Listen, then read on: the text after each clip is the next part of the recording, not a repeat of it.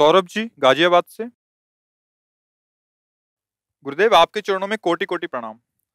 गुरुदेव मेरी बुद्धि माया द्वारा मारी गई है, इसमें मेरी ही गलती है। हे गुरुदेव मैं भगवत प्राप्ति करना चाहता हूँ, मुझे बड़ा सरल और शीघ्र भगवत प्राप्ति का मार्ग बताएं। नाम नाम इससे सरल और इससे सिद्ध आज तक कोई साधन नहीं हुआ। जिसकी जिह्वा पर नाम चल रहा है उसने सारी तपस्या कर ली, सारा वेदांत पढ़ लिया, सारे तीर्थ स्नान कर लिए। अहोबत स्वपचतो गरीयान जब जिह्वाग्रे वर्तते नाम तुभ्यम। जिसकी जिह्वा के अग्रभाग पर हरि नाम विराजमान, स्वपच भी चांडाल भी परम श्रेष्ठ और बंदनीय हो जाता है। हरि को अगर अधीन कोई कर सका है तो आज तक न कोई तपस्वी कर पाया है, न कोई ज्ञानी कर पाया है, न कोई योगी कर पाया है। अगर कोई कर पाया है तो सुमिर पवन सुत पावन, नामू अपने बस करी राखे रामू। नाम में एक ऐसी सामर्थ्य है, भगवान को अधीन कर लेता है। जैसे पतंग आकाश में उड़ रही, डोरी उड़ाने वाले के हाथ में पतंग जाएगी कहाँ, नजदीक जितनी जल्दी चाहे खींच ले। ऐसे ही नाम डोरी है और हरि प्रिया प्रियालाल विराजमान सर्वत्र कण कण में है। तुम नाम जप करो, वो घसीट कर आपके हृदय में ही प्रकाशित हो जाएंगे। नाम के बिना किसी को भगवत साक्षात्कार हो जाए अब हमें विश्वास नहीं है। ना आहार शुद्ध है, ना इंद्रियां शुद्ध है, ना हमारा वातावरण शुद्ध है। ऐसी स्थिति में अगर हमें कोई भगवत प्राप्ति करा सकता है तो केवल हरस हरिनाम जपत जय। केवल हरि नाम जपने वाला, कृष्ण नाम, राम नाम, जो भी गुरुदेव ने नाम दिया है वो जपने वाला निश्चित माया पर विजय प्राप्त कर लेगा। नहीं, आज अन्य साधनों का बल नहीं रह गया है। आहार पवित्र नहीं है, विचार पवित्र नहीं, आचरण पवित्र नहीं है। हम कैसे उस सच्चिदानंद पर अपने चित्त को लगा सकें? तो भाव को भाव अनखाल सहु, नाम जपत मंगल दिसि दसहु। जिह्वा से राधा राधा कृष्ण कृष्ण बोलते रहो। अगर मंगल ना हो जाए, भगवान ना मिल जाए तो बता देना, सब पाप नष्ट हो जाएंगे, सब योग की वृत्तियां जागृत हो जाएंगी। तुम्हें अपने स्वरूप का बोध हो जाएगा, भगवान के स्वरूप का बोध हो जाएगा, संसार का ज्ञान प्राप्त हो जाएगा, कुछ बकाया नहीं रहेगा। बस नाम जप करते रहो। इससे सरल और इससे कठिन कोई साधन नहीं। सबसे कठिन है नाम जप करना।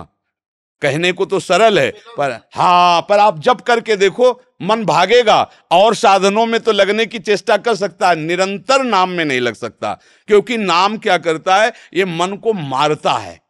नाम को जब हम अपनी जिह्वा पे विराजमान करते हैं तो मन की कोई गति नहीं रह जाती कि वो विषय रस ले सके, और मन बिना विषय रस लिए जीवित नहीं रहता।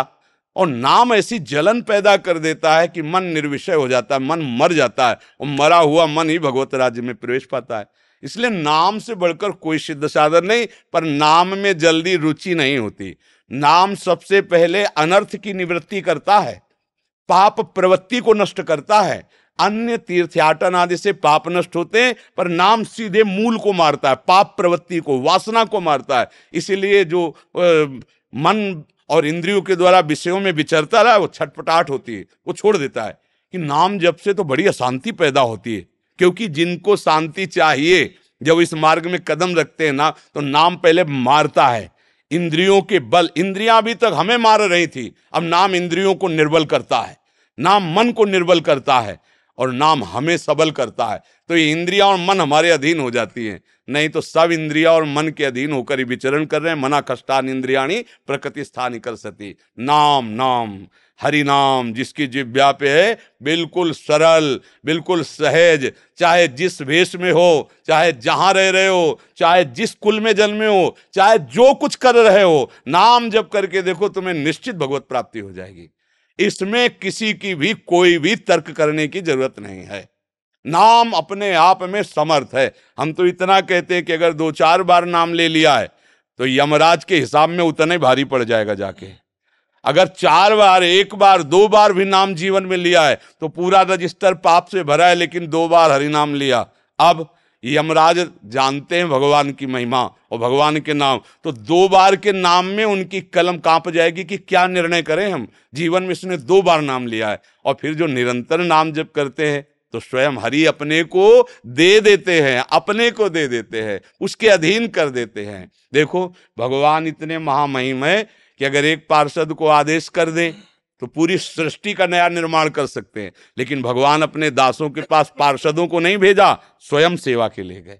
अगर चरण चापना पड़ा तो आप सरकार दो, रथ हाँकना पड़ा तो आप हाँक रहे हैं, जो भी कार्य करना पड़ा भक्तों के, तो भगवान ने अपने पार्षदों को कहीं नहीं भेजा, स्वयं गए हैं। यह है नाम की महिमा। जो भगवान का नाम जप करता है तो भगवान के रूप को बलात् आकर्षित करके नाम हृदय में प्रकाशित कर सकता। कोई भी भगवान के रूप का ध्यान नहीं कर सकता, क्योंकि हमारी जो मन बुद्धि इंद्रियां हैं ये सब प्राकृतिक हैं, चिदानंद तक इनकी पहुंची नहीं। राम अतर्क बुद्धि मन बानी, कैसे हमारा मन उनका ध्यान करे? तो बोले बिचौलिया है नाम, नाम को पकड़ लो, वो रूप को अधीन करके तुम्हारे हृदय में प्रकाशित कर देगा, हरि को अधीन करके तुम्हारे हृदय में कैद कर लेगा। पर श्रद्धा और विश्वास पूर्वक नाम जप करे तो जल्दी लाभ प्राप्त होता है, और बिना श्रद्धा के भी करे तो लाभ तो वो देगा ही, पर जल्दी लाभ के लिए, जल्दी भगवत प्राप्ति के लिए अगर हम एक एक नाम ऐसे लें जैसे हम मानो प्रभु को पुकार रहे हैं, राधा राधा लाडली, हे करुणामयी राधा राधा, वो आंसू बहा रहे हैं, देर नहीं लगेगा। जिस समय रो करके गोपीजनों ने प्रभु को पुकारा, रुदु सुस्वरम राजन कृष्ण दर्शन लालसा, तो उसी समय तासा महावीर भूत चौरी, इसमें मान मुखाम्बुजा पीतांबर धरा सृग्वी, साक्षात मन मन मत मत, साक्षात प्रभु उसी समय प्रकट हो गए। बस हम रो रो कर प्रभु को पुकारे, इससे बढ़िया और कोई साधन नहीं, इससे बड़ा कोई साधन नहीं। पूर्णिमा जी पंजाब से, राधा वल्लभ श्री हरिवंश। महाराज जी आपके चरणों में कोटि कोटि प्रणाम। महाराज जी, आध्यात्मिक मार्ग को सदगुरुदेव की कृपा दृष्टि पोषित करती है, पर गुरुदेव की कृपा दृष्टि तक हमें कौन पहुंचाता है? उनकी आज्ञा। जो गुरु आज्ञा पर अपने जीवन को समर्पित कर देता है वही गुरु कृपा पात्र है, और उसी को गुरु की वो ज्ञान दृष्टि प्राप्त होती है जो अज्ञान तिमिर का नाश करके भगवत प्रेम प्रकाशित करती है। गुरु कृपा केवल आज्ञा पर निर्धारित है, इतना ध्यान रखा जाए। यदि आज्ञा का पालन नहीं तो गुरु के पैर दबा लो, गुरु के पास रह लो, ये सब मतलब एक सेवा का अंग हो सकता है, लेकिन संपूर्ण सेवा आज्ञा समन सुसाहिब सेवा, अपने गुरुदेव की आज्ञा पर जो चलता वही कृपा पात्र है, और उसी कृपा पात्र के हृदय में शुद्ध ज्ञान का प्रकाश होता है, जिस ज्ञान के द्वारा त्रिगुणात्मिका माया बाधित नहीं होती, वो हमारे हृदय में आकर कोई बाधा नहीं पहुंचा सकती, और हमारी त्रिगुणातीत स्थिति गुरु के वचनों पे ही होती है। आजकल गुरु तो हजारों लोग बना लेते हैं, लेकिन गुरु की बात नहीं मानते। गुरु की बात मान ले तो चाहे 1000 कोस दूर हो, वहीं गुरु तत्व उसको बोध कराएगा, क्योंकि अखंड मंडलाकारम व्याप्तमेन चराचरम, चर अचर में गुरु जी विराजमान है। गुरु जी केवल इतना ही नहीं कि उस शरीर धारण के किसी एक देश में बैठे हुए हैं, नहीं, ब्रह्मानंदम परम सुखदम केवलम ज्ञान मूर्तिम द्वंद्वातीतम गगन सदसम तत्वमस्यादिलक्ष्यम एकम नित्यम विमल अचलम सर्वधि साक्षिभूतम भावातीतम त्रिगुण रहितम सदगुरुम तम नमामि। तो जो अपने सदगुरुदेव की आज्ञा का पालन करे वही कृपा पात्र है, और उसी कृपा पात्र को आराध्य देव गले लगाते हैं। उसी कृपा पात्र को गुरुदेव के परिचय से ही आराध्य देव का प्रेम प्राप्त होता है। भगवान का भजन करके कल्याण प्राप्त करना सहज है, लेकिन भगवान के प्रेम राज्य में प्रवेश पाना अत्यंत कठिन है। जैसे उद्धव जैसे परम ज्ञानी भगवान के समीप रहते हुए भी, ज्ञान के परम भंडार होते हुए भी प्रेम से खाली थे। भगवान ने प्रेम रस प्रदान करने के लिए गोपी गुरु का वर्ण करवाया, जाओ वृंदावन गोपियों की चरण धूल में लोटो। जब गोपियों की चरण धूल में लोटे, आज उद्धव बने भगवत प्रेमी महात्मा। भगवान के प्रेम राज्य में भगवान के पास रहते हुए भी उद्धव जी नहीं प्रवेश पा सके, लेकिन जब भगवत प्रेमी महात्माओं का संग हुआ तो प्रेम में डूब गए। इसीलिए गुरु भगवान का साक्षात कृपा वपु है। बंदों गुरुपद कंज कृपा सिंधु नर रूप हरि। अब उनकी कृपा का अवलोकन वही कर सकता है जो उनकी आज्ञा का पालन करता है। प्रायः हम अपने मन के अनुसार चलना ही पसंद करते हैं, और गुरु के अनुसार जो चल गया वो माया पर विजय प्राप्त कर लिया। मनमुखी कभी अध्यात्म की ऊंचाई पर नहीं चढ़ सकता, चाहे जितना श्रम कर ले, और गुरु आश्रित को श्रम नहीं करना पड़ता। उनकी कृपा कोर से अध्यात्म की भूमिकाएं उसके हृदय में जागृत होती रहती है। इसलिए मुझे लगता है कि गुरु आज्ञा में जीवन व्यतीत करने वाले को फिर कोई और जानकारी करने की आवश्यकता ही नहीं रहती, उसी से सब प्रकाश हो जाता है। मीनू जी, गुरुदेव आपके चरणों में कोटि कोटि प्रणाम। गुरुदेव, मुझसे अनजाने में भयंकर वैष्णव अपराध बन गया है। महाराज जी, अभी मेरा जीवन दिशाहीन लग रहा है। महाराज जी कृपया मार्गदर्शन करें, वो इससे मुझे मुक्त करें। देखो, सबकी दिशा श्री हरि हैं, प्रभु हैं। श्री हरि का आश्रय ये त्रिगुणात्मिका माया फिर बाधा नहीं पहुंचाती।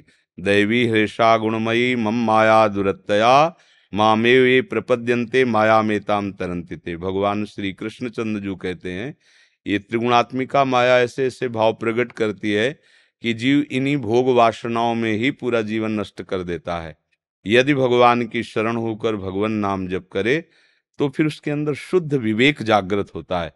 जो विवेकवान होता है वो किसी की निंदा नहीं करता, क्योंकि वो ये देखता है कि सब अपने अपने स्वभाव और गुणों के अनुसार चल रहे हैं। माया की जो 3 गुण है, तामसिक कहीं हिंसा हो रही, कहीं पाप प्रवृत्ति हो रही, राजसिक कहीं भोग इच्छा के कृत्य हो रहे हैं, सात्विक कहीं दान हो रहा है, कहीं यज्ञ हो रहा है। ये सब त्रिगुणात्मिका माया का खेल हो रहा है। लेकिन इस खेल को खिलाने वाले कौन है? श्री भगवान। और हम उनकी शरण में, तो वो जैसा खेल खिलाएं वो जाने। हमें क्या करना चाहिए? हमें ये देखना चाहिए। हम निंदा दूसरों की तब करते हैं जब हम अपनी तरफ नहीं देख पाते। यदि हम अपनी तरफ देख पावें तो दूसरे की निंदा करने का अवसर ही नहीं है। हमारा घर ही इतना गंदा है कि हम दूसरे घर की तरफ क्यों झांकें? अगर हम अपने घर को झांक के देखें तो हम खुद इतने गिरे हुए हैं। आप अंदर से जांच के देखो कि आप शास्त्र मर्यादा के अनुसार जीवन व्यतीत करते हैं? क्या आप निरंतर भगवान में स्थित हैं? क्या आप निरंतर सत्य आचरण करते हैं? नहीं, तो आप खुद गलत हैं। आप पहले अपने आप को, जब आप अपने को सुधार लोगे तो उसका अर्थ ये होगा कि सामने सब भगवत स्वरूप नजर आएगा। हमारा चश्मा काम का तो सब कामी, हमारा चश्मा राम का तो सब राम। गोस्वामी जी कह रहे हैं, जड़ चेतन जग जीव जत सकल राम में जानी। तो हमको वैष्णव भी दुष्ट दिखाई दे रहा है तो हमारी क्या दशा है? हम वैष्णव की भी निंदा करते तो हमारी दशा क्या है? खुद देख लेनी चाहिए। अगर ये ऐसा लगता है कि हमारे साथ कोई गलत व्यवहार कर रहा है, मान लो ऐसा लग रहा है कि कोई गलत, तो आप उसका संग त्याग दीजिए। आप उसके समीप मत जाइए, उसको अपने समीप मत बुलाइए। पर अपना मार्ग ऐसा नहीं है कि हम किसी के गुण दोषों की चर्चा करते हुए अपना समय व्यतीत करें।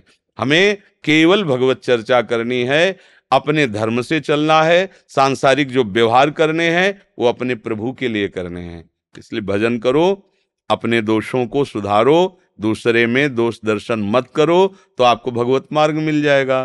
दूसरों के दोष देखते घूमोगे तो अपना हृदय और अपवित्र होगा और अशांति हो जाएगी।